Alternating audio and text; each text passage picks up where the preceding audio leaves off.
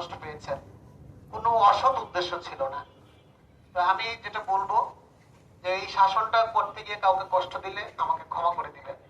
কারণ হচ্ছে আমি চেষ্টা করছি শাসন করে তাকে ওই ওইখানে তার কাজে আরো মনোনিবেশ করানো। তো এটা হয়তো আমি যেভাবে করছি, অন্যরা আপনাকে এইভাবে শাসন করলে মন খারাপ করে নিয়ে হয়তো আপনি চিন্তা করবেন যে আমাকে কেন করেছে। ঠিক আছে, এই বিষয়গুলো আমি যারা আছেন তারা মোটামুটি সিরাজ ভাই আমার সাথে দীর্ঘদিন কাজ করেছেন, উনি তো মোটামুটি আপনাদের সকলকেই চেনেন জানেন, এবং উনি যিনি আসছেন উনি অনেক অভিজ্ঞ মানুষ। দীর্ঘ সময় উনি এই জবে ছিলেন এবং উনি অত্যন্ত উচ্চশিক্ষিত একজন মানুষ। আমি আশা করব আপনাদের সকলের সাথে উনিও একটা ভালো সম্পর্ক তৈরি করবেন এবং ভবিষ্যতে এই প্রতিষ্ঠানটা উত্তরোত্তর সমৃদ্ধি পাবে।